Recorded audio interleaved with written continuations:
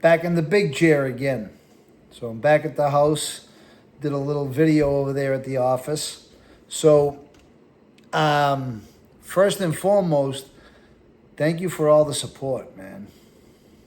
Support's been amazing. I just put up a video on Sunday on Instagram. It's got almost 150,000 views. You know, things are really starting to pick up on social media for me. Subscribers on YouTube. Share this stuff with people.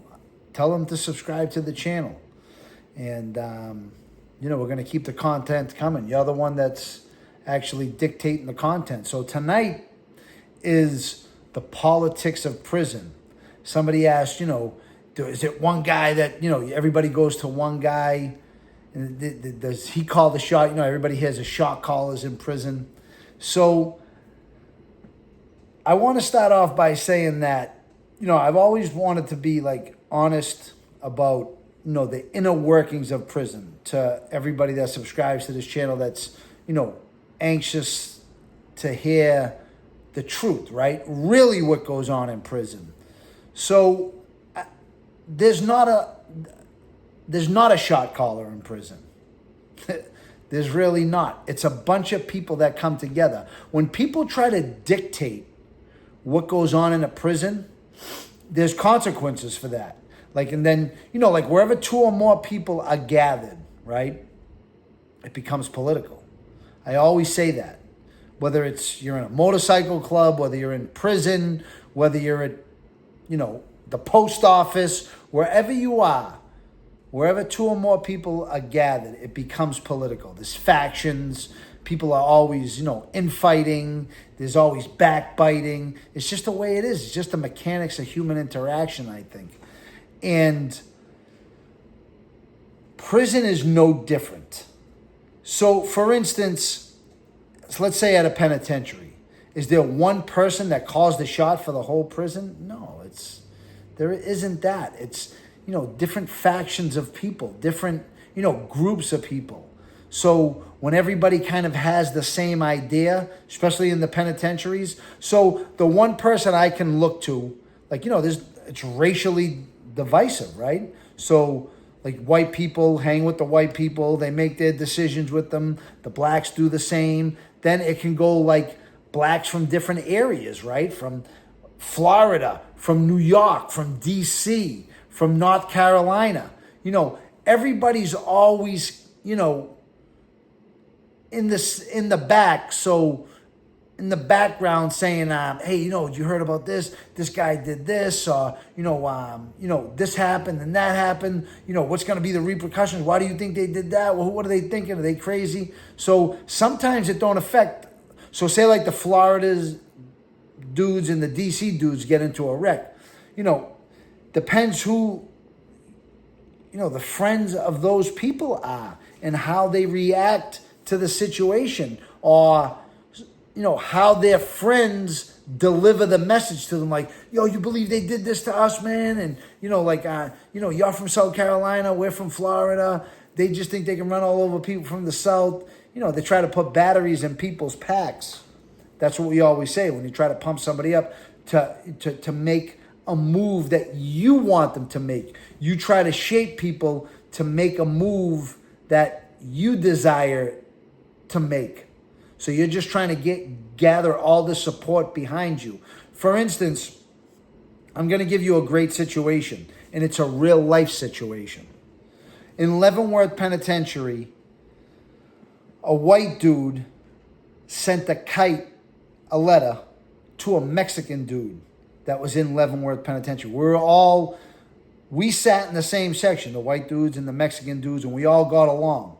And there became a discrepancy about this because the white dude, the way that the political realm in prison went, was that the white dude was he got out, and he told this Mexican dude to collect this debt and square this situation away.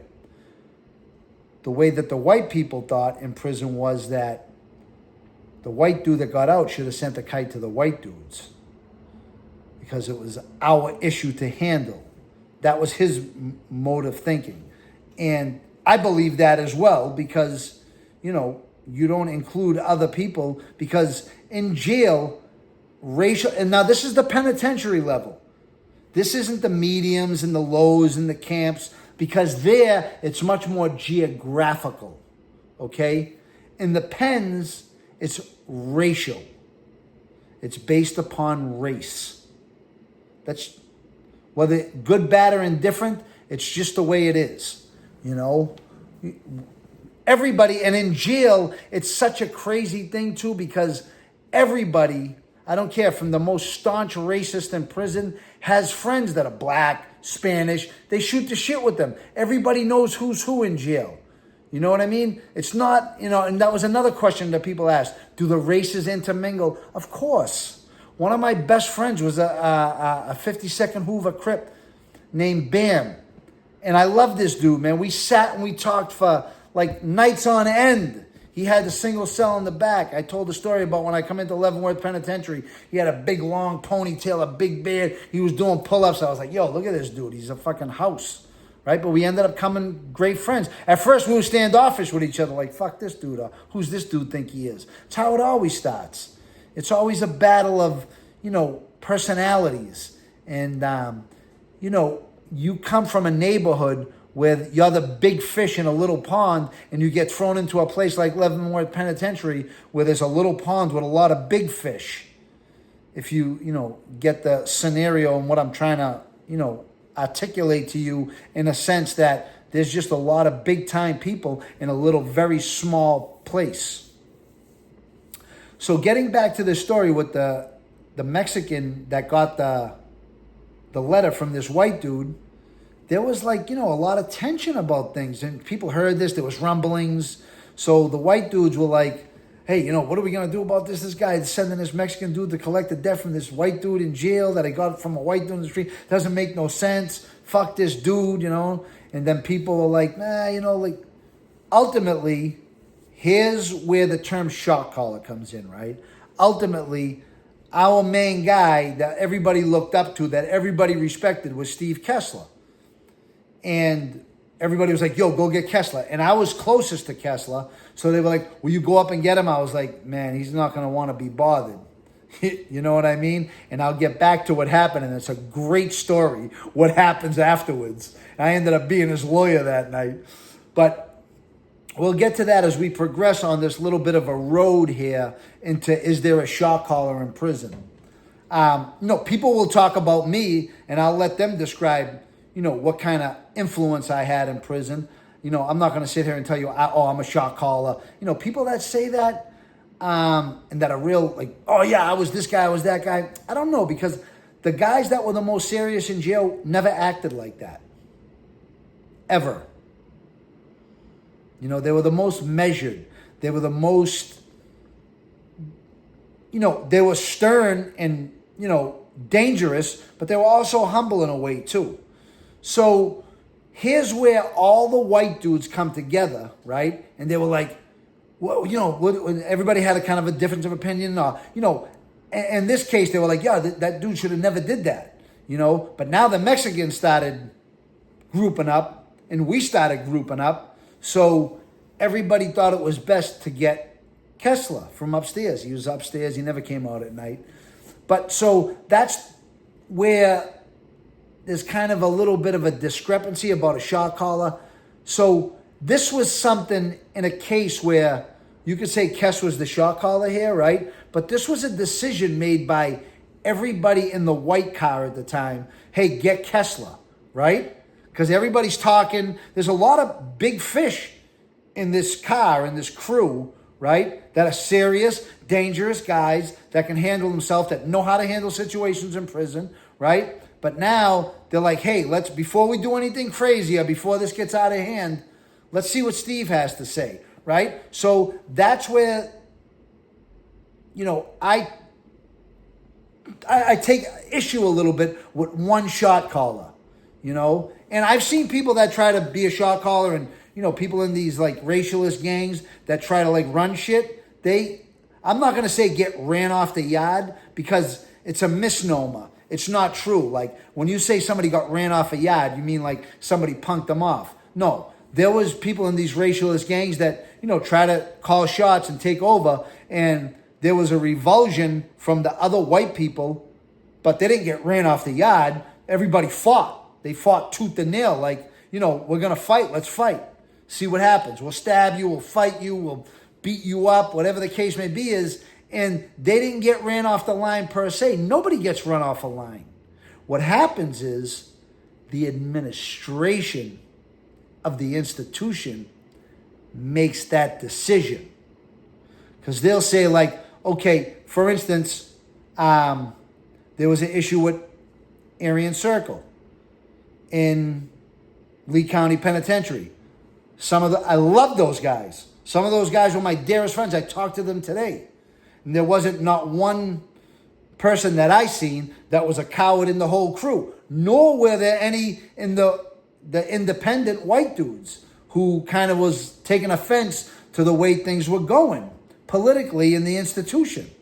No coward on either side. They fought. But the administration made the determination that, hey, there's only, say, for instance, I'm not sure, this isn't a number, this is a number I'm making up. Oh, there's only 21 Aryan Circle guys, or 13 Aryan Circle guys, or 9 Aryan Circle guys. Let's lock them up, take them off the yard, and then the problem will be resolved. It wasn't like the guys from that crew said, we're not coming out there, we're scared. They'll come out and fight every day. And the other guys will say, let them out, we'll fight every day. But it's never going to happen in an institution. This is what happens. The administration makes those calls. So it's not an adequate description to say, oh, these guys got ran off the line. No. I've never seen no racialist gang or no gang in jail or one crew of guys in jail ever get ran off the line. I've seen them fight to the death, and then the administration say they can't come out, the other people can come out. So don't ever confuse that when you hear that. It sounds good if you want to sound like a tough guy. Oh, we ran them dudes off the line. No.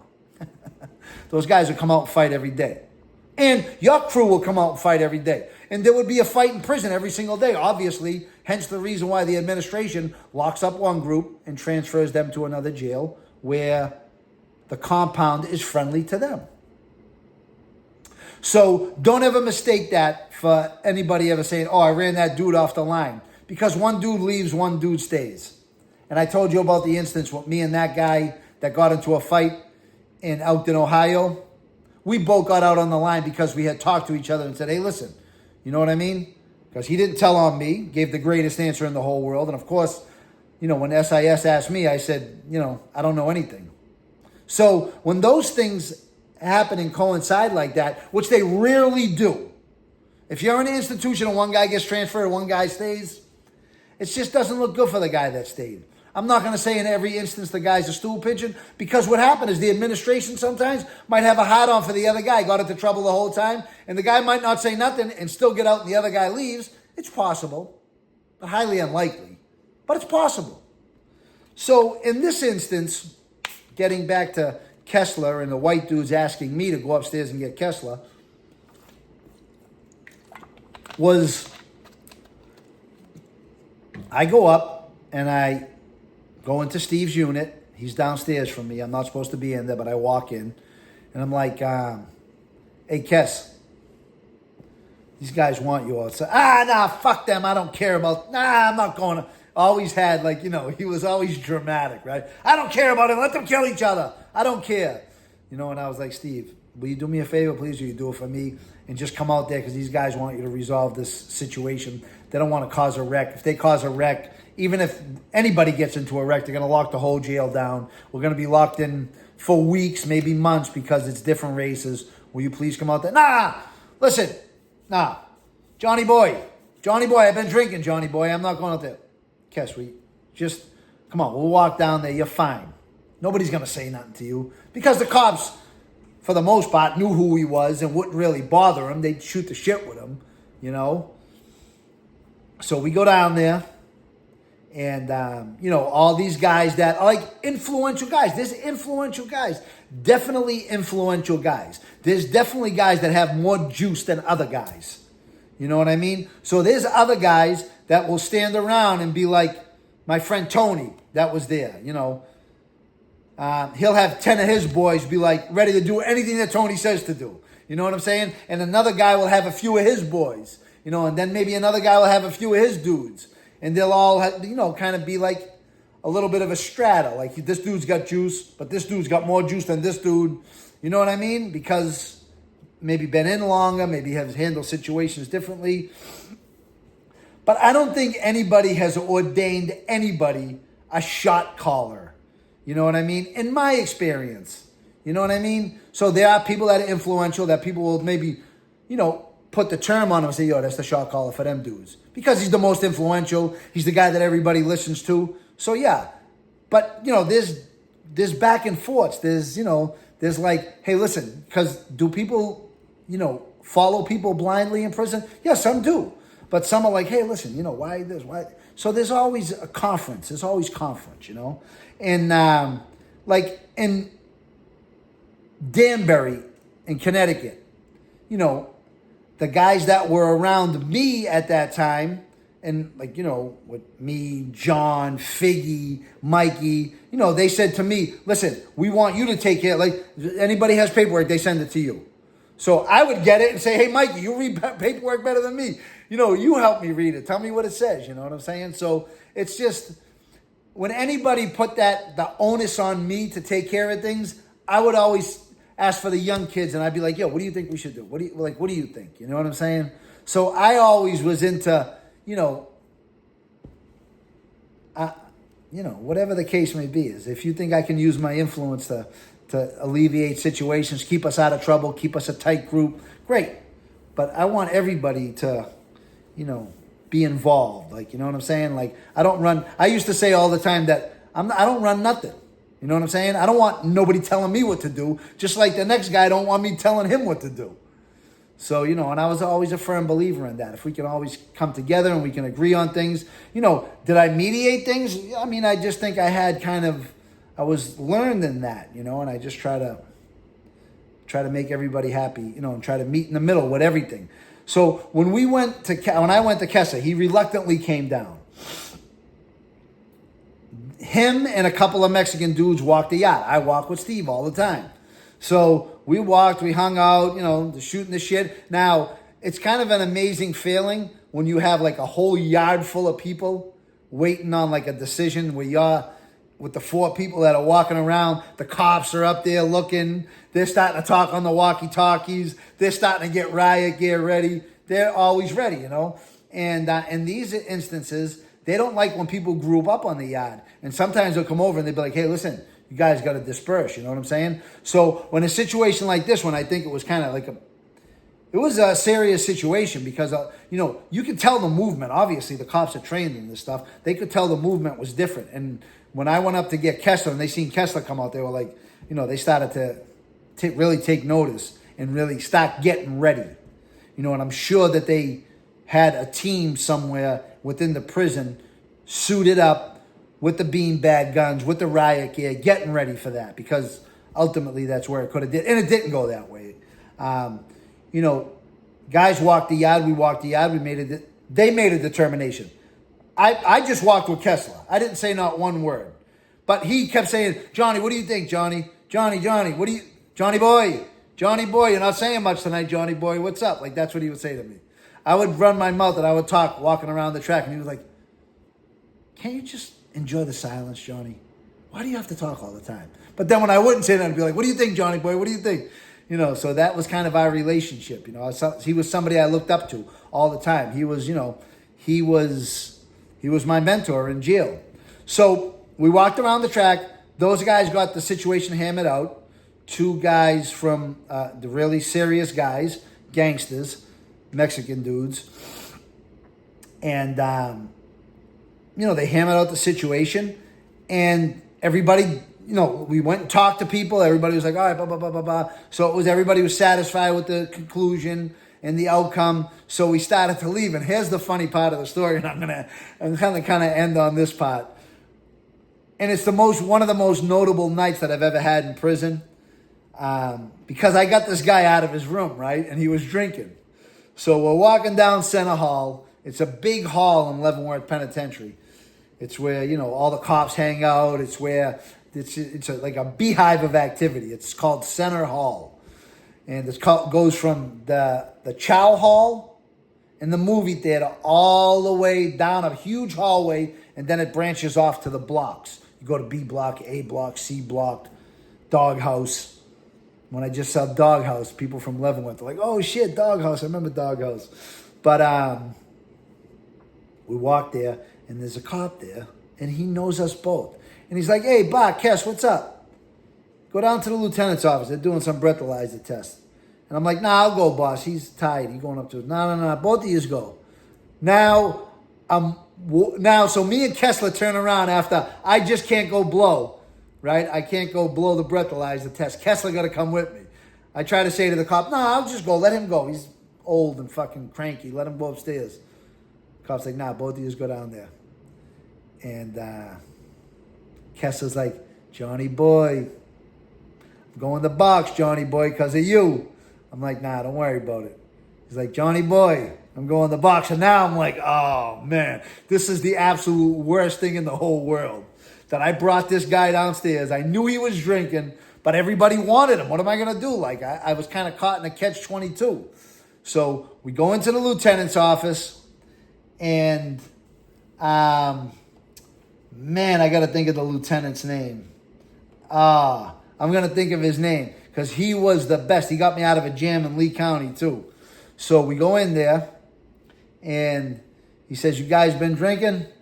And I'm like, nah, I'm good. Let me blow. And he's like, Kessler, you drinking? And he's like, yeah, I had a nip or two, you know what I'm saying? And he's like, all right, blow. I'm like, boss, listen. I got this guy out of the room. He refused to come out. I got him out. I made him come down because I needed him to talk to somebody about something that was important.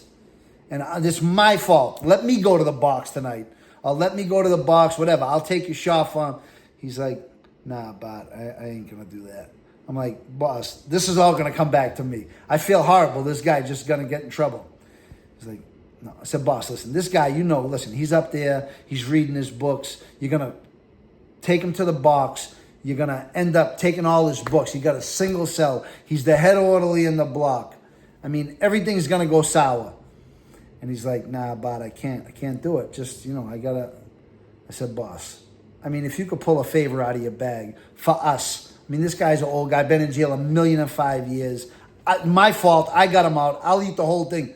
He's like, listen, I'll tell you what, Bart. We'll lock him up until the 10 o'clock count. We won't touch his cell. After the 10 o'clock count, when everybody's locked down, we'll let him go back to his cell. I'm like, boss, if you could do that, that would be amazing, And, Kessler blows. He blows dirty. And he says to me, you did all right, Johnny. You did all right. Like that was the best praise he ever gave me. Like, you know what I'm saying? So after the 10 o'clock count, they let him back out, let him go back to his cell. I went back down there the next morning, and he wasn't mad. He was all right.